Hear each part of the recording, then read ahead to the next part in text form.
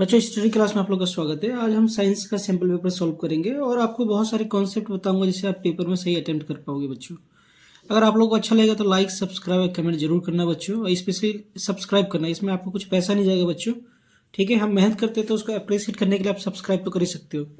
Okay बच्चों, start करते हैं। पहला question, first question reactivity series से बच्चों। इसमें पूछ रहा है कि अरेंज करना है आपको इनके रिएक्टिविटी के हिसाब से। तो सबसे ज़्यादा इसमें रिएक्टिव कौन सा होता है? आपने चैप्टर शायद 3 या 2 में पढ़ा होगा केमिस्ट्री में, तो उसमें रिएक्टिविटी सीरीज है। ओके, तो ये तो आपको मालूम चल गया होगा। इनके हिसाब से सबसे लीस्ट रिएक्टिव मर्क्यूरी होता है और कोई नहीं होता है, ठीक है। तो सबसे ज़्यादा रिएक्टिव होता है इनके हिसाब से, अगर आपने रिएक्टिविटी सीरीज पढ़ा होगा तो टिन ज़्यादा रिएक्टिव होता है, फिर लेड होता है, फिर कॉपर होता है, और लास्ट में मर्क्यूरी होता है। ओके, तो इसके हिसाब से कौन सा आंसर हमारा ठीक होगा? ए। नेक्स्ट कह रहा है हमसे कि ये कौन सा सॉल्यूशन है, इसको क्या बोला जाता है? तो आप जानते होगे, आपने पढ़ा होगा, सोडियम कार्बोनेट को अगर हम रिएक्ट करते हैं 10 मॉलिक्यूल्स ऑफ वाटर के साथ तो ये क्या बनाता है? ये बनाता है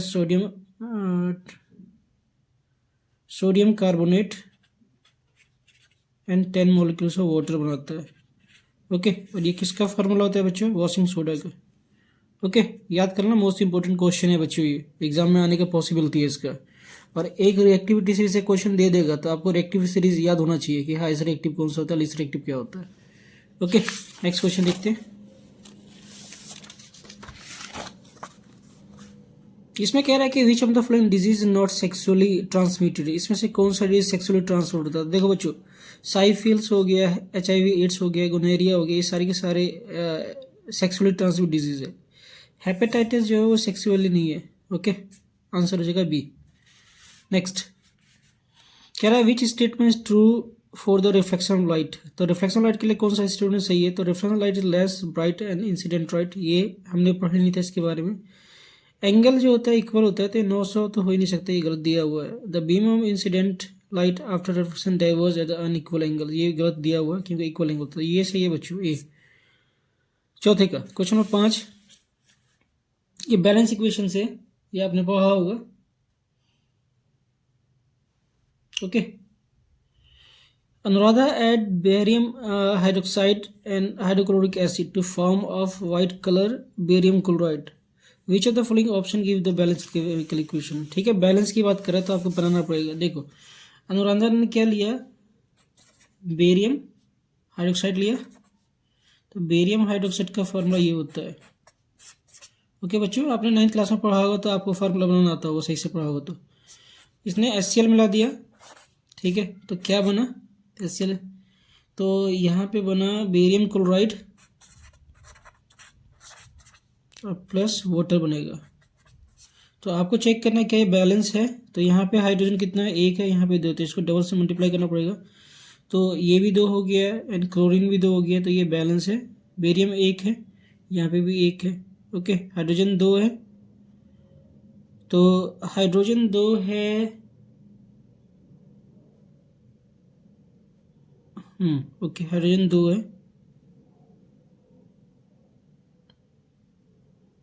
ओके, ठीक है, तो हमारा जो ऑप्शन होगा बच्चों, इसके हिसाब से हमारा ऑप्शन होगा बी। क्वेश्चन नंबर 9 कह रहा है कि a person can not see distinctly object के बियॉन्ड 2 मीटर। अगर कोई चीज़ 2 मीटर से ज़्यादा दूर तक रखा हुआ है तो वो देख नहीं पाता है, तो उसे करेक्ट करने के लिए कौन सा लेंस यूज़ करेगा और पावर क्या होगा उसका? तो आप लोगों ने पढ़ा होगा, पावर ऑफ लेंस क्या होता है? 1/में फोकल लेंथ होता है। ओके, अब जाहिर सी बात है कि 2 मीटर दूर का नहीं देख पा रहा है ये, तो इसका ना उसको मायोपिया हो रखा है। और मायोपिया को ठीक कैसे करते हैं? तो हम कॉनकेव लेंस का यूज़ करते हैं, और कॉनकेव लेंस का साइन क्या होता है बच्चों? नेगेटिव होता है। ओके, तो ये हमें क्या दे रखा है? पर 2 दे रखा है, इसको डिवाइड करते कितना आ जाएगा? 0.5 डायोप्टर। ओके, या मीटर, जो भी लिखना चाहते हैं, मीटर इनवर्स। अब आप जानते हो कि कॉनकेव लेंस हम यूज़ करते हैं, माइनस साइन होता है इसका, तो 0.5 डायोप्टर, या फिर आप मीटर इनवर्स भी यूनिट लिख सकते हो। ठीक है, तो ये ऑप्शन होगा, तो ये सही है। और हम यूज़ करेंगे कॉनकेव लेंस दूर की चीज़ देखने के लिए, कॉनकेव लेंस पास की चीज़ देखने के लिए हम कॉन्वेक्स लेंस यूज़ करते हैं बच्चों। नेक्स्ट, ये सिंपल क्वेश्चन है। Which of the following event in mouth cavity affect if the salivary amylase lacking the saliva. तो क्या होगा, start breaking down into the sugars. Okay,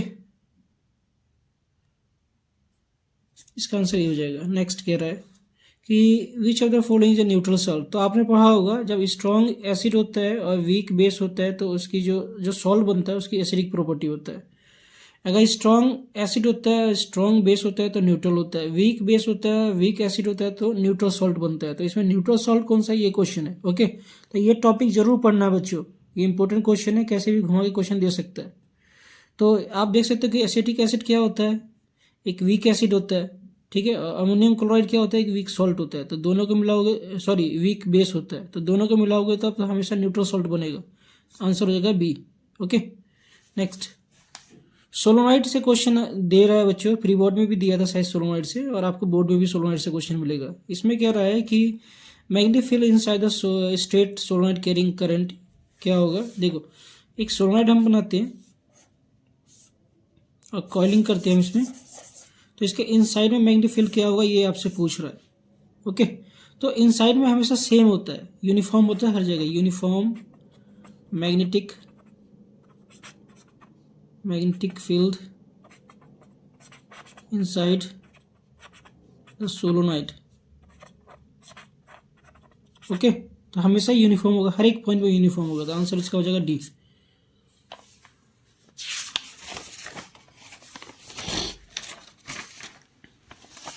next देखते हैं, इसमें कह रहा है कि ये कौन सा होमोलॉगस सीरीज है। ओके, तो ये हमें दे रखा है C3 और H8। तो आपको एक फार्मूला बताता हूँ, क्वेश्चन नंबर 10। तो आप जानते होंगे एक फार्मूला होता है CnH2n+2। अब यहाँ पे कार्बन कितने हैं हमारे में, 3 है, तो 3 पुट करके देखें हम, तो 3 2 × 3 + 2, तो क्या बन रहा है ये C3, और ये हो जाएगा 6 + 2 8, तो 8 ये आ रहा है। तो ये अल्केन स्वरूप है, हमें मालूम चल गया। तो हमारा ग्रुप होमोलॉगस सीरीज कौन सा है, अल्केन्स। ओके, अब देखो नेक्स्ट क्वेश्चन बच्चों,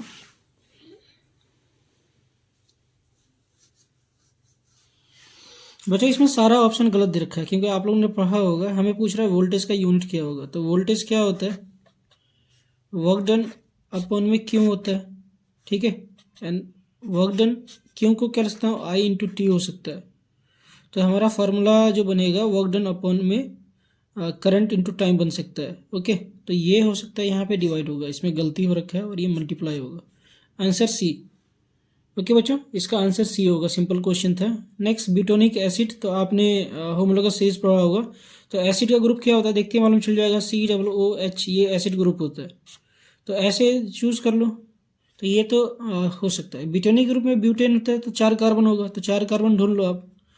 ओके, तो 1 कार्बन, 2 कार्बन, 3 कार्बन, तो ये तो हो नहीं सकता। अब इसमें देख लो, 1 2 3 4, यहाँ पे जो लोगोस लगा रखा है अलग जगह पर लगा रखा है, यहाँ पे नहीं होता, ये हमेशा साइड में होता है। और ये अगर बात करें इसका CH3 CH2 CH2, ओके, तो ये हो गया हमारा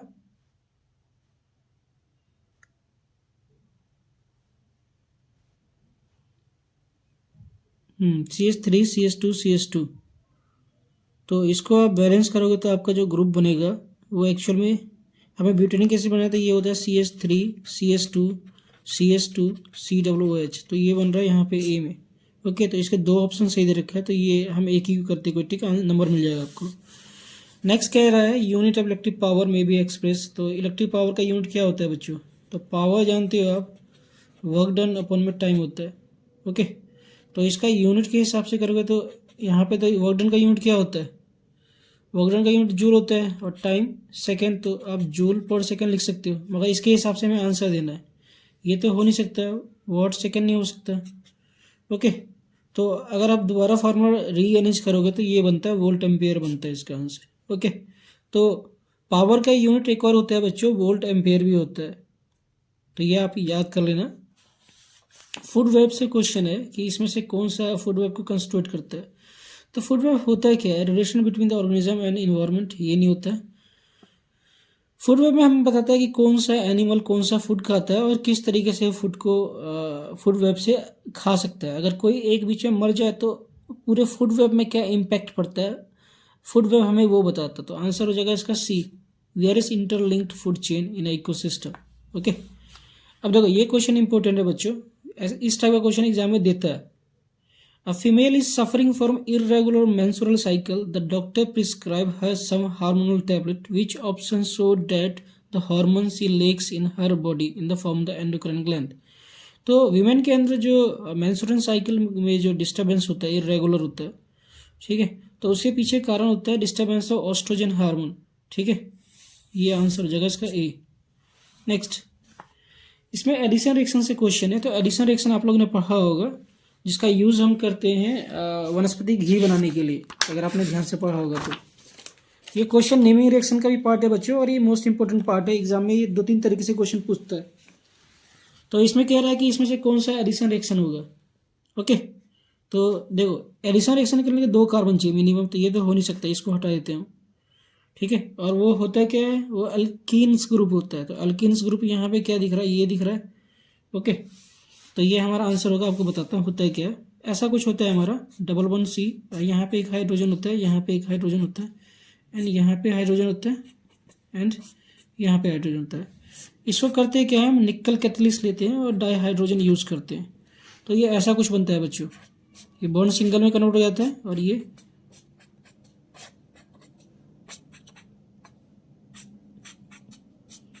इसी को कहते हैं हम एडिशन रिएक्शन। ये वनस्पति घी बनाने के लिए यूज़ किया जाता है, या फिर अनसैचुरेटेड कार्बन कंपाउंड से सैचुरेटेड कार्बन कंपाउंड बनाने के लिए यूज़ किया जाता है। तो ऐसे भी क्वेश्चन पूछ सकता है। तो ये अनसैचुरेटेड कार्बन कंपाउंड है, unsaturated carbon compound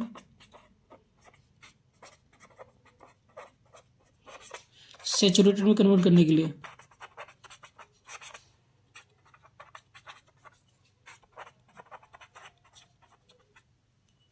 question number 17,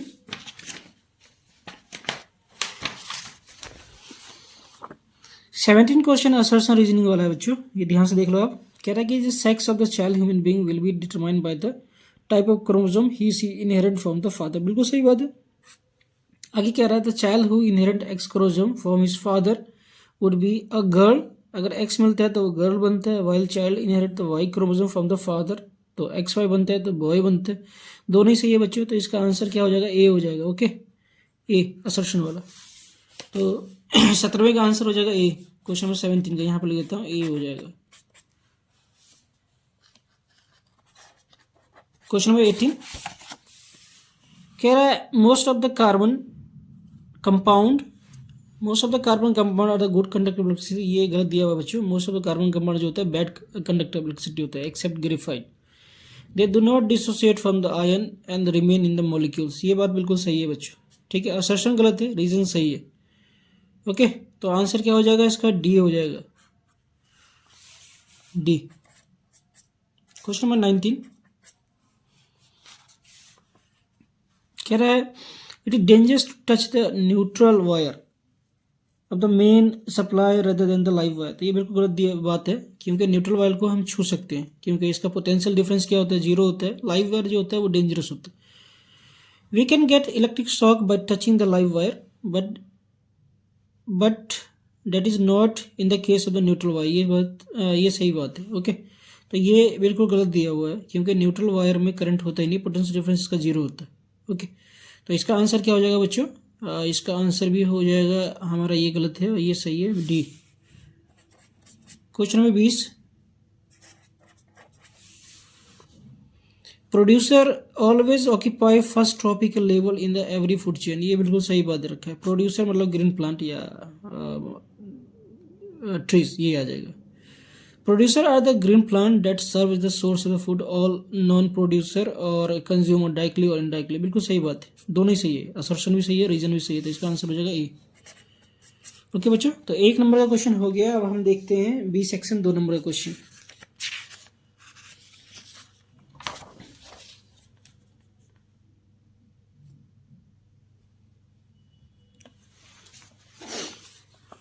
ये लेंस और मिरर से क्वेश्चन है, देख लो आप एक बार।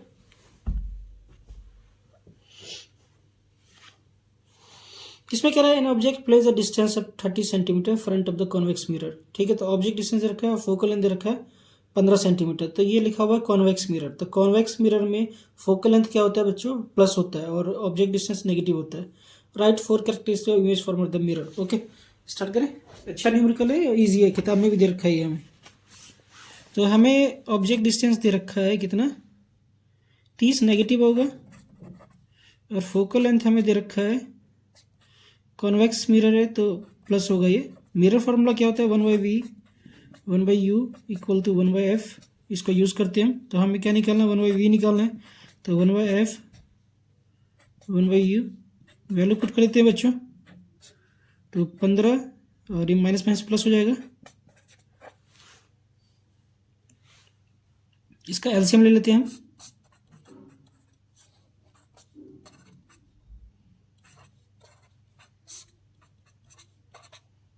ओके, तो एलसीएम क्या आ गया, 30 आ गया। इससे डिवाइड कर देते कितना, 2 आएगा और उसका 1। तो 1/v इक्वल टू कितना आ गया, 3/30। इसको रिड्यूस कर दे तो 1/v इक्वल टू कितना आ गया, 1/10। तो इमेज डिस्टेंस कितना आ गया बच्चों, 10 सेंटीमीटर। अब प्लस में आया तो ऑब्जेक्ट कहाँ बन रहा है, behind of the mirror.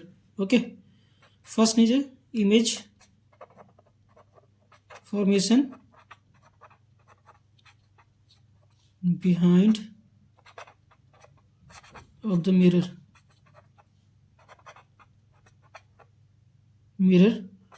Nature क्या होगा इसका, तो वर्चुअल एंड इरेक्ट होगा। साइज की बात कर लें इसके, तो साइज क्या होगा बच्चों, तो साइज हम इसका मैग्नीफिकेशन कंपेयर करते हैं, -v/u। तो v की वैल्यू क्या है हमारे पास, 10, और u की वैल्यू कितना है हमारे पास, तो मैग्नीफिकेशन की वैल्यू क्या है, 1/3। इसको डिवाइड कर दो क्या होगा, 0.333। तो एक से बहुत कम आया, तो ये डिमिनिश्ड बनेगा। ओके,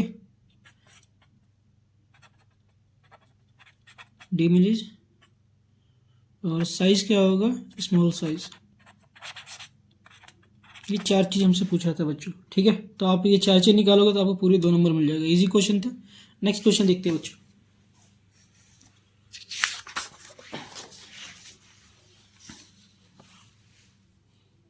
क्वेश्चन नंबर 22 कह रहा है, which part of human brain is the main thinking part of the brain. तो ब्रेन का मेन थिंकिंग पार्ट कौन सा होता है बच्चों, ये पूछ रहा है आपको। तो पहले का आंसर हो जाएगा क्वेश्चन नंबर 22 का, फर्स्ट का आंसर हो जाएगा fore brain. Main thinking part जो होता है फोर ब्रेन करता है। नेक्स्ट क्वेश्चन कह रहा है, responsible for maintaining the posture and balance of the body. तो ये कौन रिस्पॉन्सिबल होता है बच्चों, तो ये हमेशा हिंड ब्रेन होता है। हिंड ब्रेन, और हिंड ब्रेन का एक पार्ट होता है सेरिबलम। ठीक है, सेरिबलम, ये रिस्पॉन्सिबल होता है गुड पोस्चर के लिए। ओके, क्वेश्चन नंबर 23 कह रहा है कि state the role play the process of digestion. Enzyme trypsin का क्या काम होता है, तो ट्रिप्सिन हमारे में करता है क्या, ब्रेक डाउन प्रोटीन्स। प्रोटीन्स को छोटे छोटे पार्ट में तोड़ता है, inside small intestine. Okay, first का आंसर। नेक्स्ट क्वेश्चन क्या है, लिपिड्स का क्या काम होता है। ठीक है, तो ये क्या करता है, breaks down fats and after breakdown absorbs by small intestine। Okay बच्चों, तो ये भी इजी क्वेश्चन था बायोलॉजी से। नेक्स्ट क्वेश्चन देखते हैं, क्वेश्चन नंबर 24 भी इजी है। देखो, इसमें कह रहा है कि all the variation in species do not have the equal chance of survival. हम सब ह्यूमन या एनिमल हम सबका इक्वल चांस नहीं होता सर्वाइव का, किसी का बहुत ज़्यादा होता है, किसी का बहुत कम होता है, किसी का नहीं होता है। ऐसा क्यों? तो इसके पीछे क्या कारण है बच्चों? तो इसके पीछे कारण है मेन वेरिएशन। ठीक है, 24 का answer some variation are more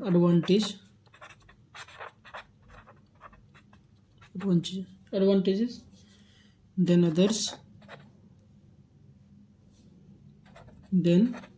others। और ये क्यों होता है बच्चों? तो इसके बहुत सारे कारण हैं। पहला कारण है नेचुरल सिलेक्शन, दूसरा कारण है जेनेटिक डिफरेंस, तीसरा कारण है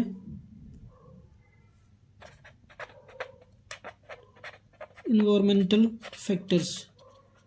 ठीक है, और भी कारण हो सकते हैं बच्चों, मगर 2 नंबर का तो इतना बड़ा लिखने की जरूरत नहीं है हमें। ओके, हम मेन रीजन ही लिखेंगे। क्वेश्चन नंबर 25 देखते हैं। अब बच्चों वीडियो को प्लीज़ फुल देखा करो, आपका कॉन्सेप्ट क्लियर होगा। बेशक आपको आता होगा, मगर बोर्ड में जानते हो आप कि उसमें माइंडसेट अलग होता है। तो आप जितना ज़्यादा प्रैक्टिस करोगे, जितना ध्यान से देखो, उतना ही काम आएगा आपके। नेक्स्ट, ये केमिस्ट्री से क्वेश्चन है। क्वेश्चन नंबर 25 कह रहा है a solution of potassium chloride when mixed with the silver nitrate the solution insoluble what substance form में। Write the chemical reaction involve, also mention type of chemical reactions. Okay, तो हमने पढ़ लिया क्या कह रहा है हमसे क्वेश्चन में कि एक सॉल्यूशन बनाना है हमें, जिसमें हमें पोटेशियम क्लोराइड मिलाना है। ठीक है, ये एक्वेस फॉर्म में होगा सॉल्यूशन है। तो इसमें हमने क्या मिला दिया?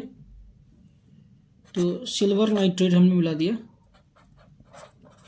तो ये क्या देगा हमें? ये हमें देगा सिल्वर क्लोराइड प्लस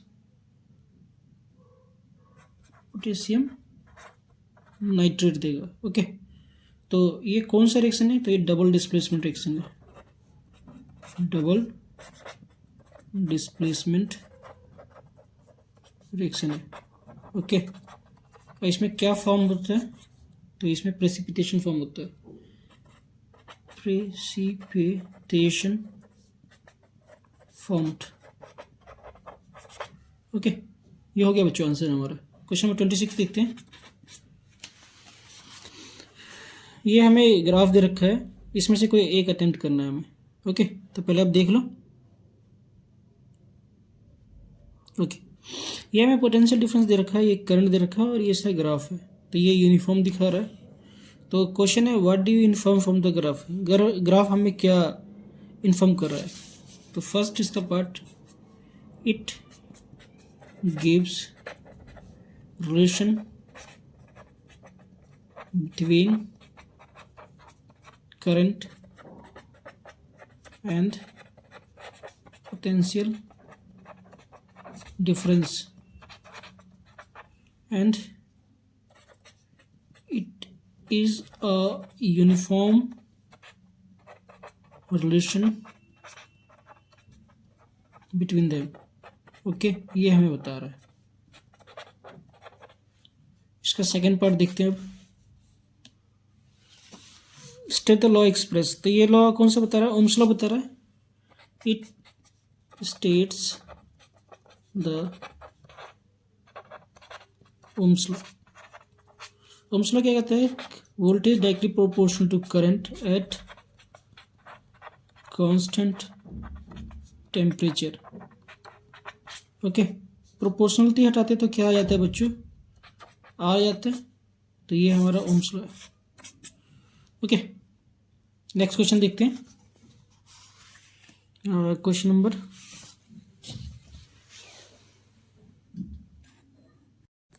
27 देखते हैं हम। List the sequence of event that occur when a plant is expose to the unidirectional light leading to bending of growing shoots. Also name the hormone synthesised and the type of movement that take place. Okay, तो जब plant growth होता है तो different movement जो अकर होता है, different event occurs due to bending of plant और first हो गया हमारा ऑक्सीन डिफ्यूजन, दूसरा हो गया ऑक्सीन सिंथेसाइज, तीसरा हो गया हमारा सेल ग्रोथ, एंड चौथा हो गया हमारा प्लांट बेंडिंग। अब जो हार्मोन के बारे में पूछ रहा है कि ये यूनिडायरेक्शन में बेंड करेगा और मूव करेगा, तो कौन सा हार्मोन रिस्पॉन्सिबल होगा इसके लिए या सिंथेसाइज होगा, तो ये होगा ऑक्सिन हार्मोन। इसका दूसरा पार्ट का आंसर होगा बच्चों auxin hormone. Auxin hormone, hormone responsible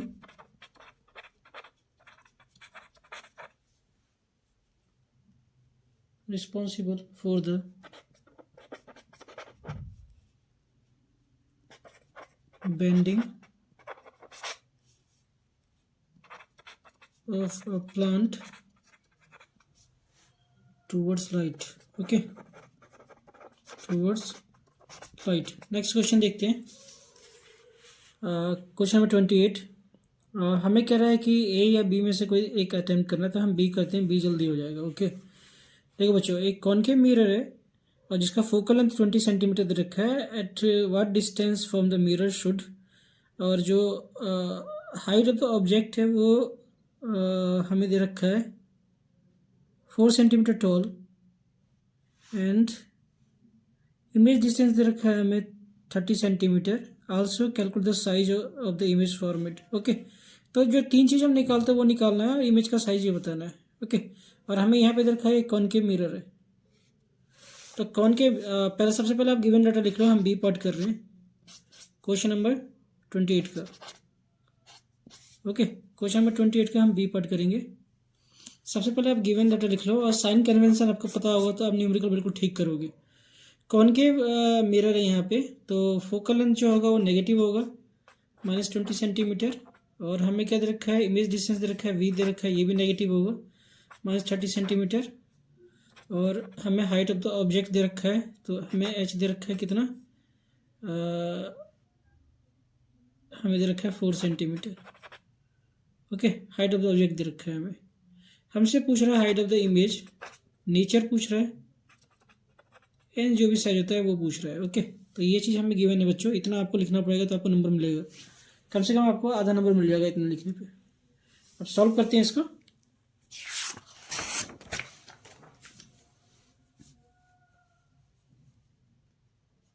okay, मेरा फार्मूला आप लोग जानते हो कि 1/v + 1/u = 1/f होता है। जो जो हमें गिवन दिया है हम उसकी वैल्यू पुट कर देते हैं।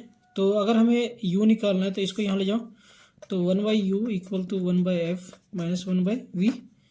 तो 1/u वैल्यू पुट करते हैं, f की वैल्यू क्या है -20 और माइनस, और ये क्या है -30, माइनस से माइनस कट जाएगा बच्चों। तो 1/u की वैल्यू क्या आ जाएगा 1, माइनस को ले जाता हूँ 20 + 30। अब इसका एलसीएम ले लें हम, 10 से काटते हैं, 2 and 3 2, तो कितना आ गया 60। तो 1/u = कितना आ गया 60, एलसीएम ले लें तो -3 और +2। इसको सॉल्व करेंगे तो क्या आएगा बच्चों, 1/u की वैल्यू -1/60। तो ऑब्जेक्ट डिस्टेंस कितना आ गया हमारे पास, u की वैल्यू -60 सेंटीमीटर। ओके, तो हमें नेचर मालूम चल गया, कॉनकेव मिरर है तो दोनों चीज़ नेगेटिव है, क्योंकि एक एक्सेप्शनल केस होता है हमें पता है। तो नेचर में मालूम चल गया, ऑब्जेक्ट डिस्टेंस हमें मालूम चल गया फर्स्ट -60 सेंटीमीटर, ऑब्जेक्ट इतना दूर रखा हुआ है, और नेचर है इसका, नेचर हमें मालूम चल गया। नेचर क्या है कॉनकेव मिरर है तो real and inverted. Okay, third part हमें निकालना है इसका साइज क्या होगा, तो इसके लिए हमें क्या करना पड़ेगा, मैग्नीफिकेशन निकालना पड़ेगा। तो -v/u होता है, -v, v की वैल्यू क्या है बच्चों हमारे पास 30, एंड यू की वैल्यू हमने क्या 60, माइनस माइनस कर दे तो एम की वैल्यू क्या आ जाएगा बच्चों,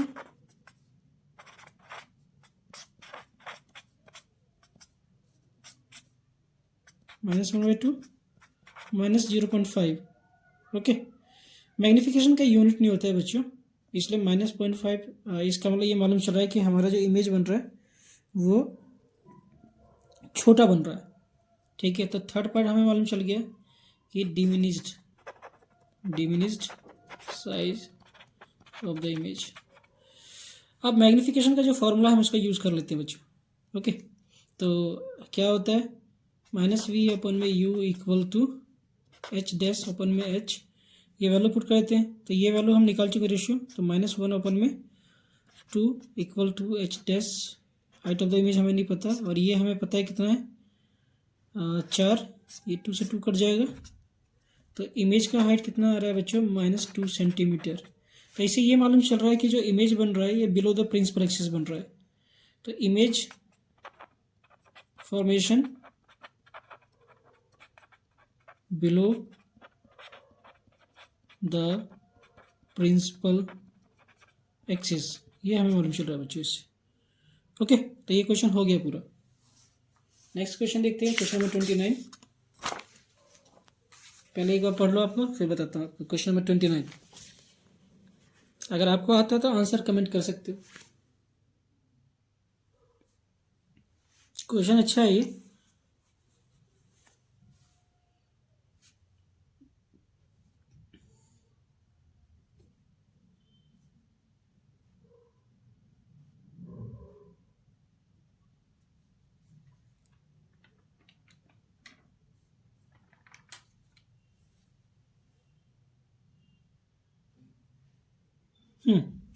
क्वेश्चन ये है कि bacteria fungi are called the decomposer, Y?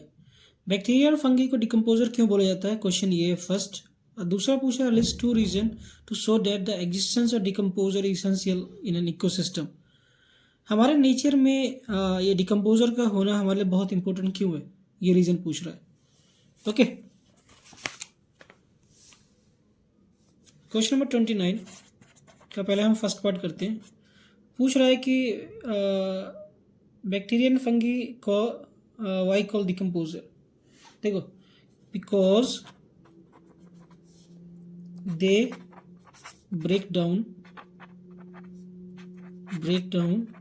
complex organic matters into simplest form। ओके, फर्स्ट रीजन ये है, इसलिए ये इंपॉर्टेंट है। सेकंड का हमसे पूछ रहा है, एक बार देख लो फिर से आप, list 2 reason show that existence decompose essential in an ecosystem. ये क्यों हमारे इकोसिस्टम के लिए इतना इंपॉर्टेंट है। तो फर्स्ट तो है कि क्लीन ऑफ नेचर, हमारे नेचर को साफ करने के लिए। Okay, keeping environment clean, first reason इसका। Second, recycling nutrients. ओके, तो ये 2 रीजन है बच्चों। Question number 30,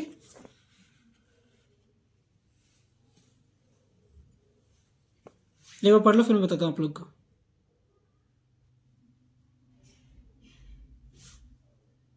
Grapes hanging on the plant do not ferment, but after the being plucked from the plant can be fermented.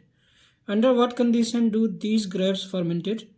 Is the chemical or physical change? Okay, तो हमसे 3 question पूछ रहा है इसके अंदर, तो इस 3 क्वेश्चन का आंसर देते हैं हम। फर्स्ट क्वेश्चन कह रहा है कि ये जब प्लांट में होता था फिर ये डिकम्पोज क्यों नहीं होता या फर्मेंटेड क्यों नहीं होता। तो सिंपल सा बात है बच्चों कि जब ये प्लांट में अटैच होता है तो प्लांट का अपना इम्यून सिस्टम होता है जो इसको फर्मेंट से रोकता है।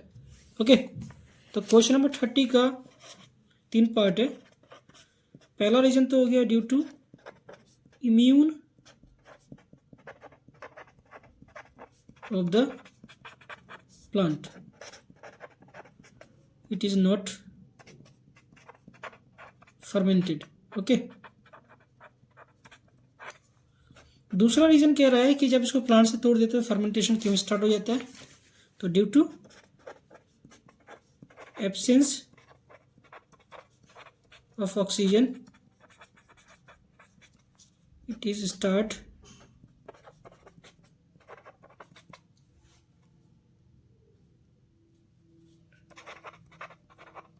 एनोर्बिक रेस्पिरेशन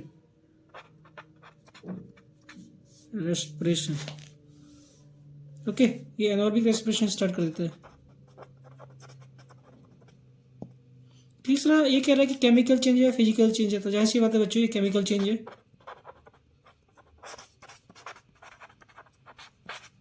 ओके, क्वेश्चन नंबर 30 हो गया। क्वेश्चन नंबर 31 देखते हैं।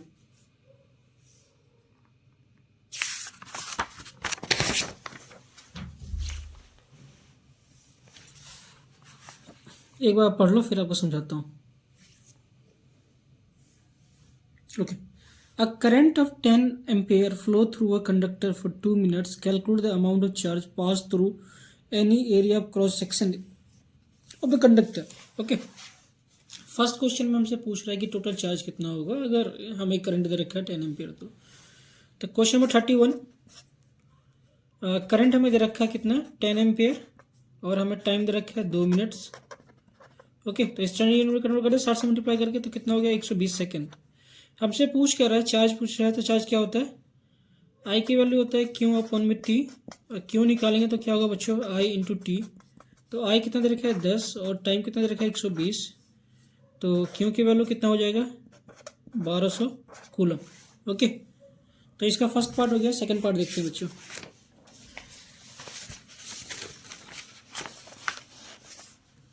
सेकंड कह रहा है if the charge of the electron is 1.6 into 10 to power -19 coulomb then calculate the number of electrons flowing it. Okay, तो इसका सेकंड पार्ट है बच्चों, नंबर ऑफ इलेक्ट्रॉन्स अगर निकालना है आपको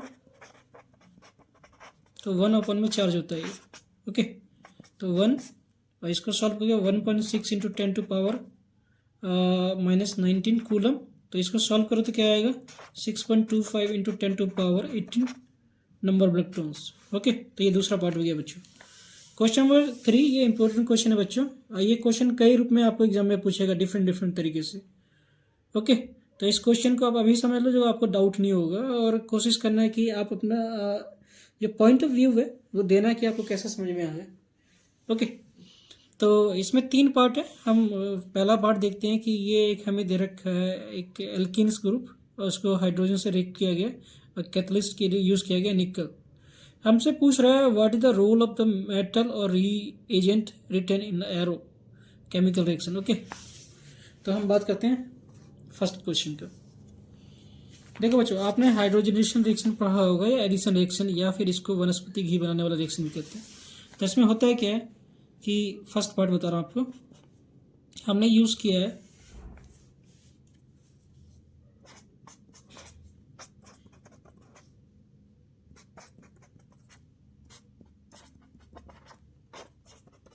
ओके, इसको हमने निकल कैटलिस्ट यूज़ किया है और यहाँ पे डाईहाइड्रोजन यूज़ किया है। तो ये क्या कहेगा, बॉन्ड को ब्रेक कर देगा और ये CH3H CH3 CH3 CH3NH ये बना देगा।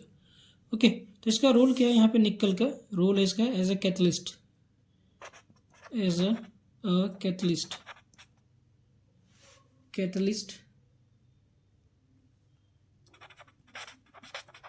ओके, कैटलिस्ट क्या करता है बच्चों, चेन ऑफ रिएक्शन को स्टार्ट करने का काम करता है विदाउट कंजम्पशन। ओके, तो इसने रेट ऑफ रिएक्शन को स्टार्ट किया है विदाउट कंजम्पशन, दोबारा वो उसी पोजीशन में आ गया जिस पोजीशन में था। ठीक है, इसी रिएक्शन का यूज़ करते हैं हम वनस्पति घी बनाने के लिए। ओके, और ये रिएक्शन का इस्तेमाल हम अल्कीन ग्रुप को अल्केन ग्रुप में कन्वर्ट करने के लिए भी यूज़ करते हैं बच्चों। तो बहुत इंपॉर्टेंट रिएक्शन है ये आप याद कर लेना। ओके, नेक्स्ट देखते हैं इसका पार्ट।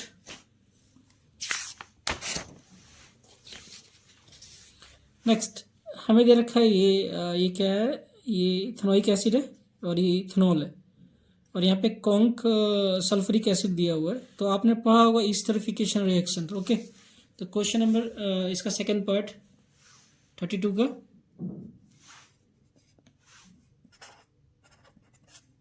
Second part. ओके, हमने क्या किया, CH3COOH और प्लस हमने यूज़ किया CH3CH2OH।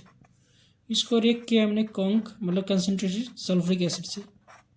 तो इसने हमें क्या दिया, CH3COOC2H5 प्लस वाटर दिया। तो क्वेश्चन यहाँ पे इसका क्या रोल है, यहाँ पे ये क्या कर रहा है, हमें क्वेश्चन ये पूछ रहा है, ठीक है। और इस रिएक्शन को ईस्टरिफिकेशन रिएक्शन भी बोला जाता है, ईस्टर बनाने के लिए या परफ्यूम बनाने के लिए। ओके, तो ये आपके इंपॉर्टेंट क्वेश्चन है बच्चों, बहुत इंपॉर्टेंट क्वेश्चन है तीनों के तीनों। तो तीनों में से एक क्वेश्चन बोर्ड में जरूर पूछेगा आपसे। ओके, तो आप लोग ध्यान से देख लो बच्चों, और कोशिश करो कि फुल वीडियो को देखना बच्चों, क्योंकि कहीं ना कहीं आपको हर तरह का नॉलेज मिलेगा। ईस्टरिफिकेशन रिएक्शन ये, और इसका रोल क्या है, तो ये एसिड का यहाँ पे दो रोल है बच्चों, ठीक है। फर्स्ट इसका रोल है as a catalyst,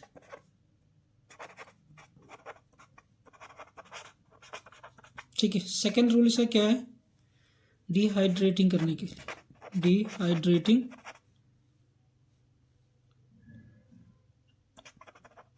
agent. Okay, ये दो रोल है इसका। थर्ड देखते हैं बच्चों, थर्ड देख लो आप, आपने ये भी पढ़ा होगा ऑक्सीडाइजिंग एजेंट। ओके, तो इसका यूज़ करते हैं हम इथेनॉल से इथेनॉइक एसिड में कन्वर्ट करने के लिए यूज़ करते हैं। ओके, तो हमारे पास क्या इथेनॉल है, CH3CH2OH। इसको हमने रिएक्ट किया किससे, अल्कलाइन KMnO4, ठीक है। इसे पोटेशियम परमंगनेट बोला जाता है, और हीट किया इसको हमने, तो हमें क्या मिला, CH3COOH। ओके, ये हमारा इथेनॉइक एसिड है बच्चों। तो इथेनॉइक एसिड बनाने के लिए यूज़ किया जाता है, और इसका काम क्या है, तो ये एक ऑक्सीडाइजिंग एजेंट है, ऑक्सीडाइजिंग एजेंट। ओके बच्चों, हो गया ये क्वेश्चन। क्वेश्चन नंबर 33 देखते हैं।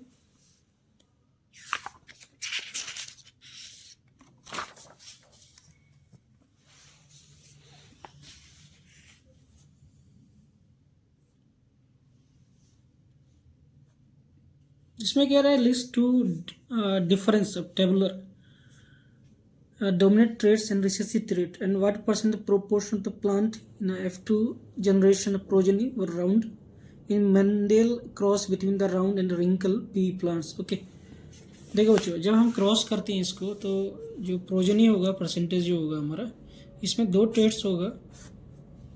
ओके, पहले हम बात करते हैं डोमिनेंट ट्रेट्स के बारे में। डोमिनेंट ट्रेट्स, और दूसरा हो गया रिसेसिव। हमें डिफरेंस बताना है, तो पहला हम इसका बताते हैं।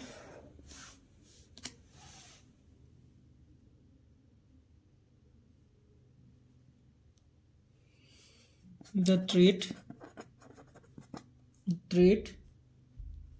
which appears in the F1 progeny. Progeny का मतलब बच्चे भी कह सकते हैं, जो बच्चे में ट्रांसफर होता है, डोमिनेंट, ठीक है। Second, it appears in the more number,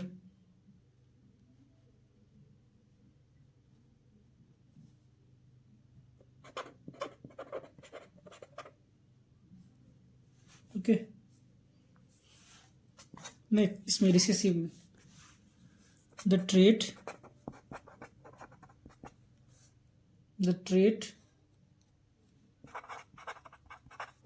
which remain hidden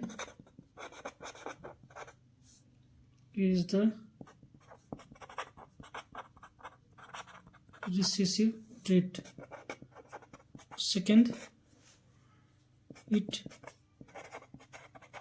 appears less in number। Okay, तो ये जो होगा हमारा डोमिनेंट ट्रेट होगा बच्चों, और डोमिनेंट ट्रेट में जो होगा 75% जो होगा वो राउंड होगा। ओके, और 25% जो होगा वो रिंकल होगा,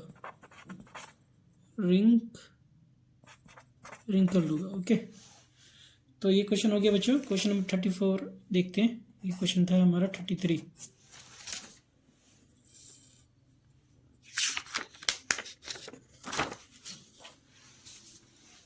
क्वेश्चन एक बार देख लो आप।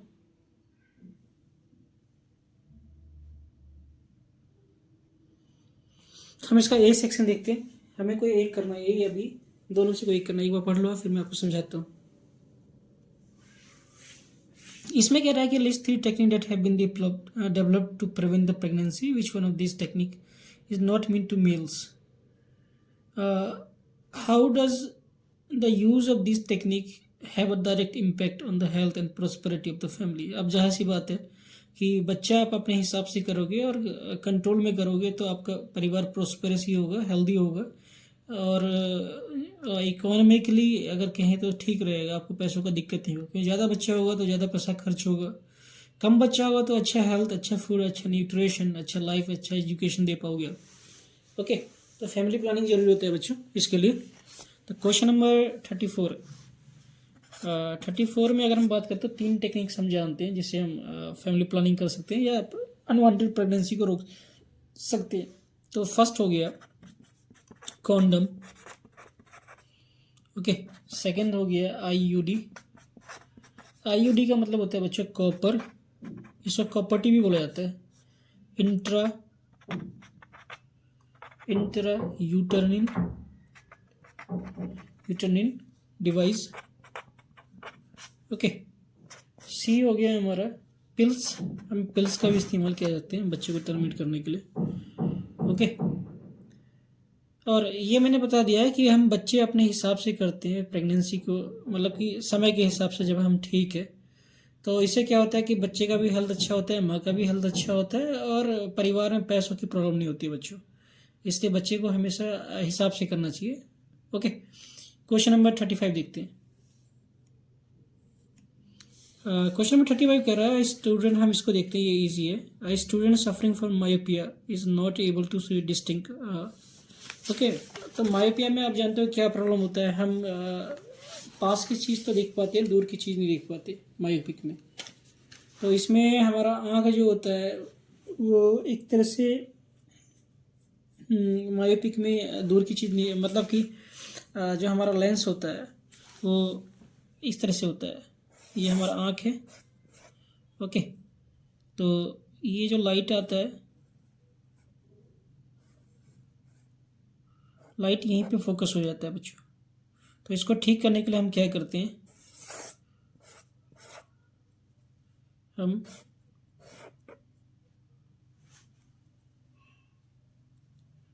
कॉन्केव लेंस का यूज़ करते हैं हम। तो ये क्या करता है, लाइट को फोकस करता है एग्जैक्ट रेटिना के ऊपर,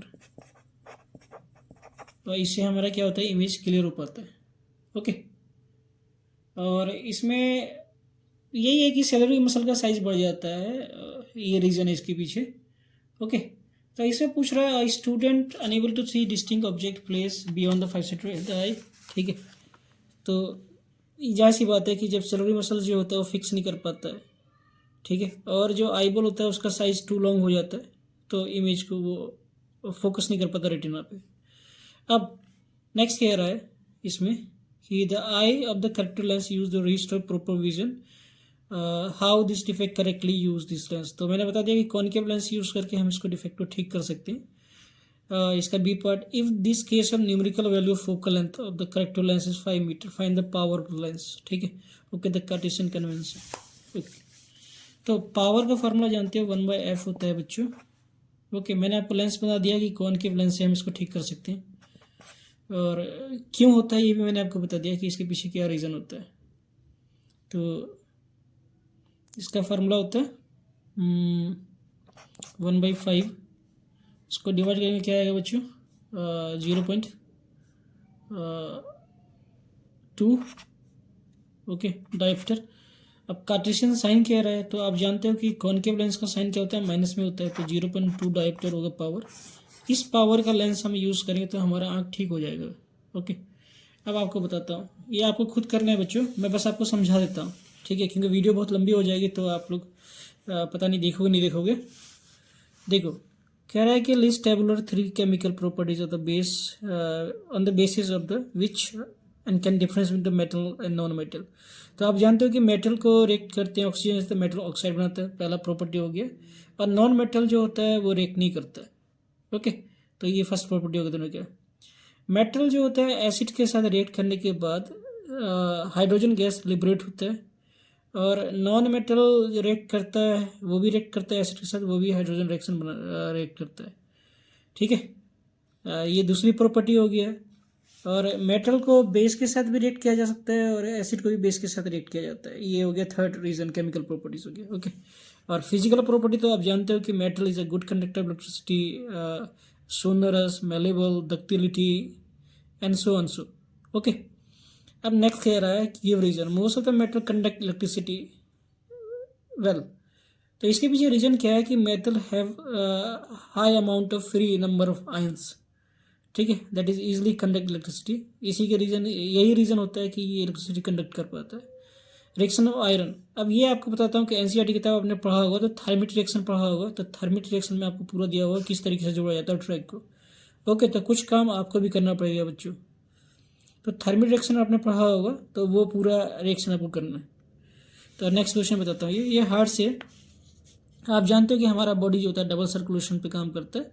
तो आर्ट्रियम होता है मेन इसमें और वेंट्रिकल होता है। तो एक ऑक्सीजन ब्लड पूरे बॉडी में ट्रेवल करता है, फिर वो डीऑक्सीनेट होता है, तो फिर विंस के द्वारा फिर वो हार्ट में आता है, फिर हार्ट से लंग्स में जाता है, फिर उसको डीऑक्साइड करके हम कार्बन डाइऑक्साइड को बाहर छोड़ देते हैं। ओके, तो ये आपको करना है, ये आपका होमवर्क है, ये ट्राई करना है। नेक्स्ट क्वेश्चन ये बताया था मैं आपको, क्वेश्चन आप ध्यान से देख लो बच्चों, ये आपको खुद से ट्राई करना है, होमवर्क है। ओके, अब मुझे बताना है, एक काम आपको दे रहा हूँ मैं यहाँ पे, मुझे ये बताना है कि ventricle have the thicker muscle wall than atria, why. ठीक है, ये आपको बताना है कि ऐसा क्यों होता है। तो ये आपका होमवर्क है बच्चों। मेंशन एनी 2 कंपोनेंट ब्लड, तो ब्लड के 4 कंपोनेंट होता है, आपको 2 कंपोनेंट बताना है। इतना सिंपल क्वेश्चन है। तो यहाँ आपका होमवर्क है बच्चों।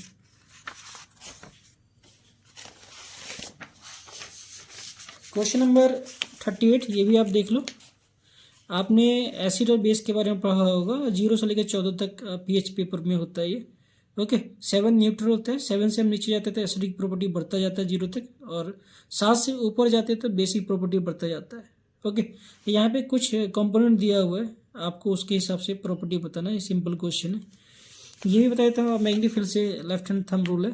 ठीक है, आप जानते हो कि हम मुट्ठी को बंद करते हैं लेफ्ट हैंड को, तो जो हमारा राइट फिंगर होता है वो डायरेक्शन ऑफ करंट बताता है, and thumb direction of, sorry right finger अंगूठा जो हमारा होता है करंट बताता है, और राइट फिंगर मैग्नेटिक फील्ड को बताता है। ओके, तो ये भी इजी है, ये भी आप कर लोगे। यहाँ पे क्वेश्चन पूछ रहा है, और आपको भी कुछ क्वेश्चन देता हूँ मैं। एक क्वेश्चन कि why don't 2 magnetic field line intersect to each other, क्यों 2 फील्ड लाइन आपस में इंटरसेक्ट नहीं करती है। ओके, ये भी सिंपल क्वेश्चन आपको दे रहा हूँ। Name 2 devices that use the current carrying conductor and magnetic fields. Okay, तो ये आपका होमवर्क है बच्चों। आप लोग को भी कुछ करना पड़ेगा क्योंकि आप लोग का बोर्ड का एग्ज़ाम है, तो आपको भी आंसर देना पड़ेगा। तो मुझे कमेंट जरूर कीजिएगा कि हम electric carrying conductor magnetic field, कोई ऐसा डिवाइस है जो दोनों पे एक साथ काम करता है, ये आपको बताना, ये आपका होमवर्क है। अब मुझे ये भी बताना है कि मैग्नेटिक फील्ड लाइंस आपस में इंटरसेक्ट क्यों नहीं करती है। ये मैं क्वेश्चन करा चुका हूँ बच्चों। ओके, किसी सैम्पल पेपर में या किसी प्रीवियस पेपर में सॉल्व कर चुका हूँ ये पेपर। तो ये आपका होमवर्क है बच्चों, और मुझे बताना। ओके, वीडियो देखने के लिए धन्यवाद बच्चों।